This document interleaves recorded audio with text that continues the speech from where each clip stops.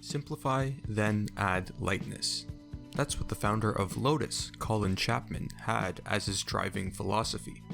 It's a philosophy which Lotus still applies today in its handful of road and track-focused cars. Lotus, though, was a pivotal racing outfit which changed the landscape of racing. Today, we'll be looking at how Lotus revolutionized racing forever. Each car showcased will be lapped around the Österreich-Ring, now known as the Red Bull Ring, to demonstrate the development of Lotus Formula 1 cars. Lotus has a rich history of racing, spanning all the way back to 1952. They started in Formula 2, eventually moving on to Formula 1 in 1957. Their real successes started from 1961 with a win at the United States Grand Prix. Their first championship arrived in 1963 with Jim Clark, and their grip on the series remained competitive in the years after that. We start in 1970, when Lotus was tinkering with a variety of shapes and sizes, hoping one of them would be successful. Lotus found that by making the car wedge-shaped, they could use the whole car to generate downforce, resulting in greater performance on the track. To understand downforce, think of a plane wing. The purpose of a plane's wing is to generate a lifting force, known as, well, lift. Air travels over the wing faster than it does under, resulting in higher pressure air underneath the wing. This generates lift, which raises the plane into the air. Wings on cars serve an opposite purpose. A wing on a car essentially is a plane wing upside down.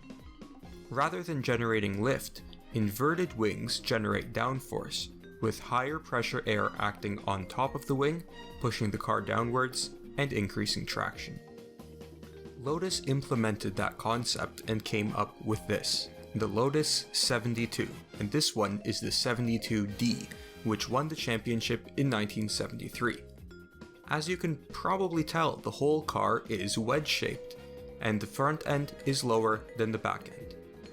It was an extremely competitive car, and it brought Lotus 3 championships in 6 years.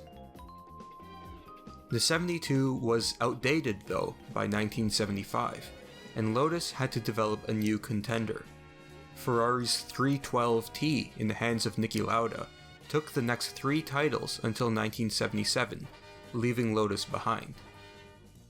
In 1978 though, Lotus bounced back with the Lotus 78, and then with the Lotus 79. The 79 was the first complete foray into ground effect aerodynamics. Ground effect is what happens when much more low pressure air travels under the car rather than high pressure air travels over the car. The downforce generated by ground effect increased when the car traveled faster. Rubber skirts were fitted to each side pod in order to maximize the effect of this new discovery.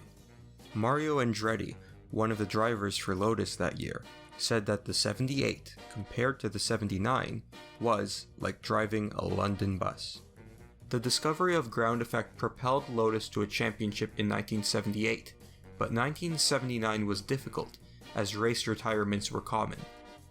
Still, Lotus continued working on their ground effect concept, and developed the 80, 81, 88, and 91, before ground effect was banned for the 1983 season. Lotus remained unsuccessful in their attempts to create the best, most consistent car on the grid until the introduction of the 97T. By this time in the mid-80s, turbocharged engines were the standard, after Renault introduced them at the start of the decade.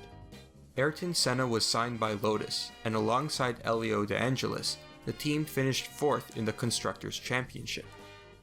Cars in that age were hugely powerful, producing 75% more power than cars in the early 70s. The 97T led to the 98T, one of the most powerful F1 cars ever. Producing up to 900 horsepower during the race, and up to an absurd 1,200 horsepower during qualifying, the 98T was a monster to drive. 5 bar of boost from the turbocharger, that's 72.5 psi, made flooring the gas pedal in first gear an impossibility. After the 98T, Lotus developed the 99T, and then dropped off of the competitive landscape. Team Lotus left Formula 1 in 1995.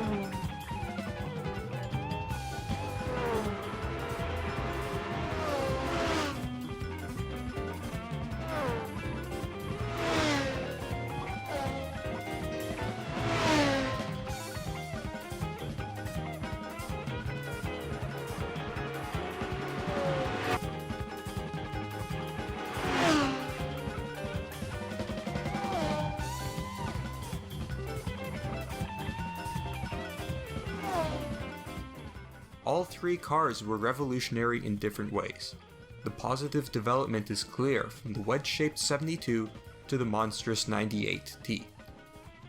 Hopefully you liked this video. If you did, leave a like down below. If you're new to the channel, be sure to subscribe, and leave a comment down below if you do so desire. I'll see you all in the next video. Goodbye.